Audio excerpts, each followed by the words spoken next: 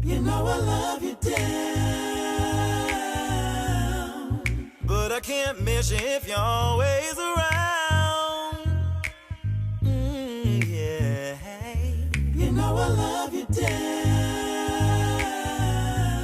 but I can't miss you if you're always around.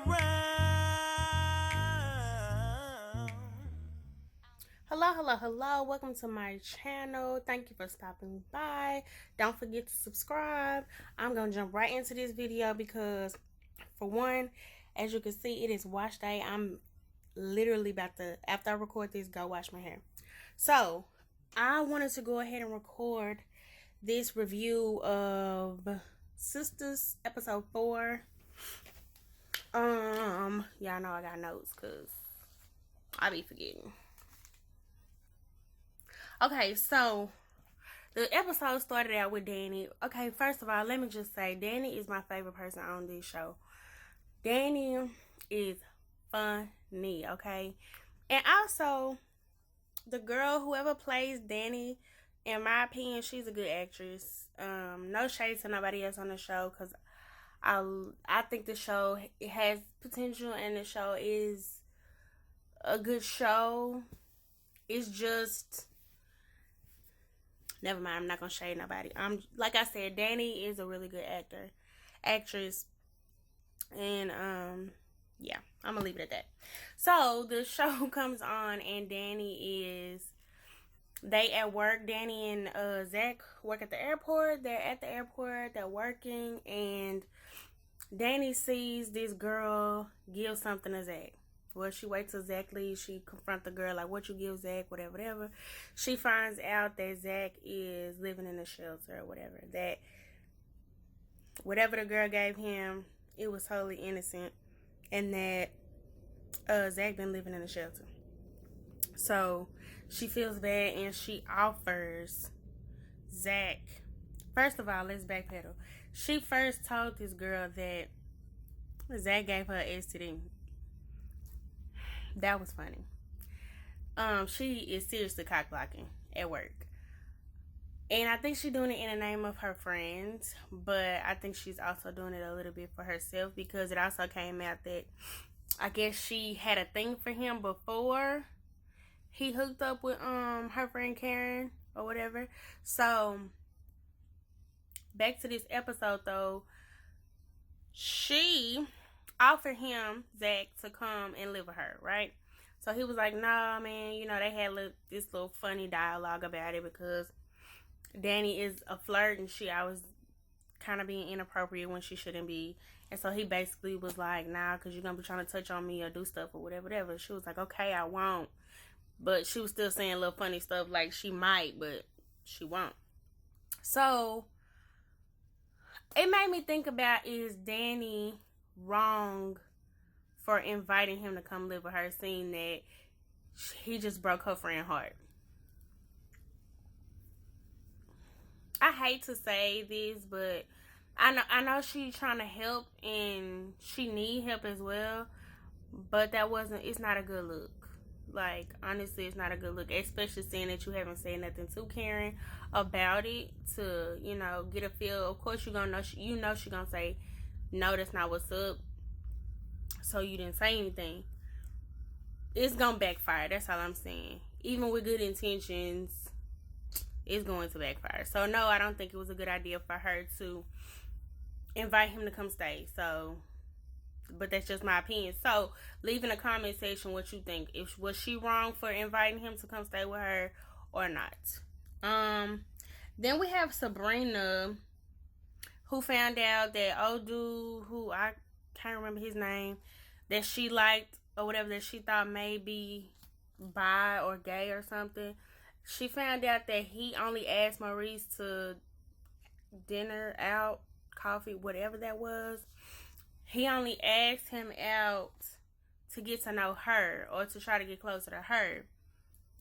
And she, you know, Maurice came back and told her about that and was like, oh, he only wanted to know about you, you know, whatever. And she just was like, oh, really? And she jumped right back into the swing of things with him. And I get that it's in the script, but let me tell you something. Like I told y'all last time, the minute he kissed that dude, for me, that would have been it. Like, if you're not like that, that's great, but that's a bit much for me. You know what I'm saying? And just me. So if y'all can handle that, you can deal with that. Call it open-minded. I really consider myself a very open-minded person, but I ain't that open-minded. Just saying. So then in this episode, Sabrina has him over for dinner. She got on this real cute little red dress, whatever. She cooking. He goes in to kiss her because they have a moment. He goes in to kiss her, and she like weirdly fumbles or something, and so he goes to play some music or whatever, trying to, whatever. And he starts dancing, and his moves she's uncomfortable with. And I'm just like, you gonna find things about him that keep making you question his sexuality. Why keep putting yourself through that? But I get it. It's in the script. So that's the thing with Sabrina. And then Andy,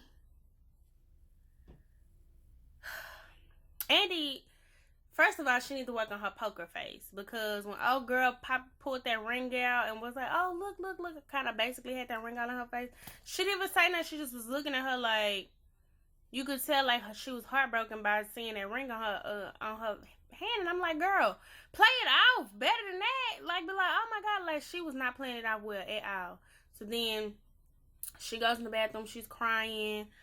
I said something about the acting earlier, and I'm not trying to be mean. Like, I'm really happy that y'all got this opportunity, that y'all are able to do this, TV show, and I'm pretty sure that your acting will get better with time.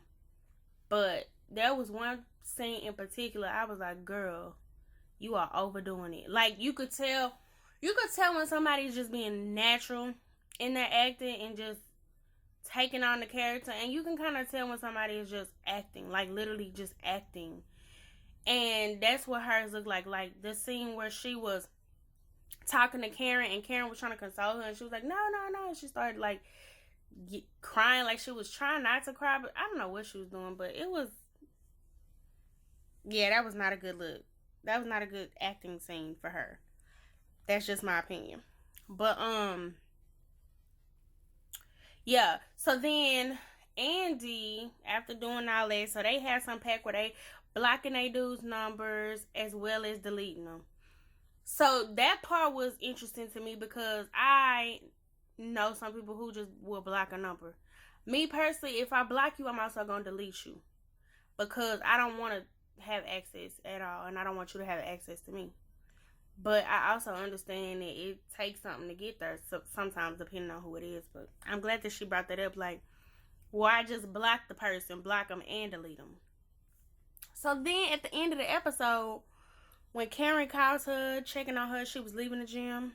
She goes in the house, Gary up in the house, sitting on her couch, and he tells her that he left his wife and was moving in. I got a few problems with that.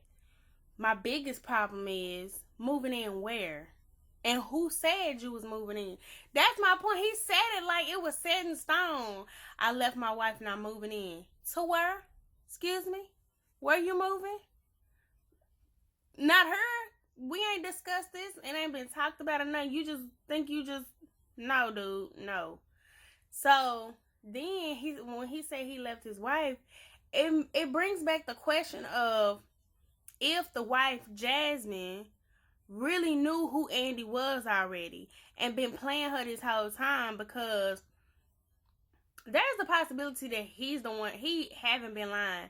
But then it also brings to question, who was the chick at the airport? Because I never thought that was Jasmine, because the way she was looking, she didn't look like Jasmine. So I never thought that the girl at the airport was Jasmine.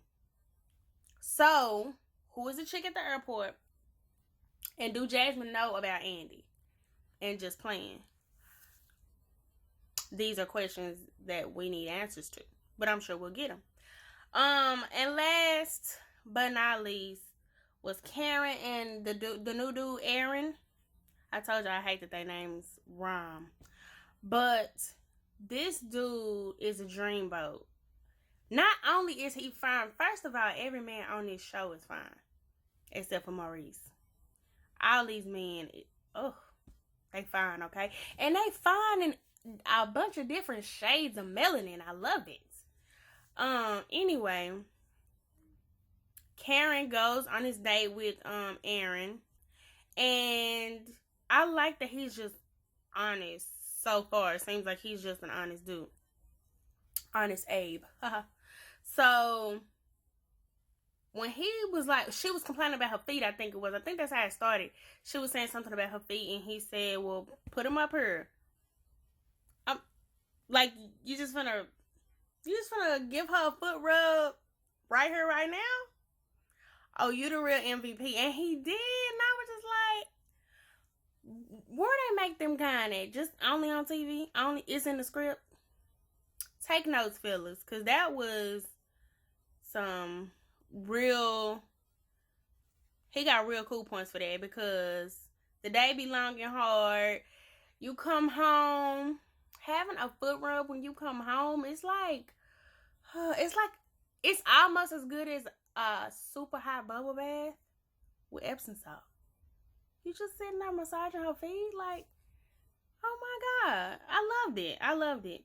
And then, so after that, when he started feeling around and was like, oh, my wallet, I was like, bruh, I was just giving you all these cool points. Now you gonna lose your wallet or forgot your wallet.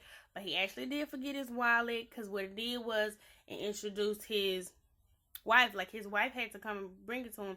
And they dynamic, like, he was legit telling the truth. So now she knows that everything he been saying about him not being together with his wife was true. She brought the wallet, whatever. I want to know how many people noticed that his wife was white. Yes, his wife was white. I really wasn't surprised that she was white, though. I really wasn't, because of what he said at the grocery store. I'm not gonna forget that. So I wasn't surprised when his wife was white.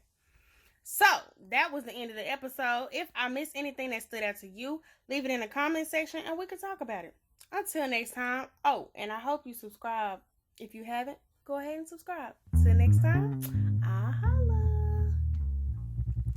You know I love you, Dad.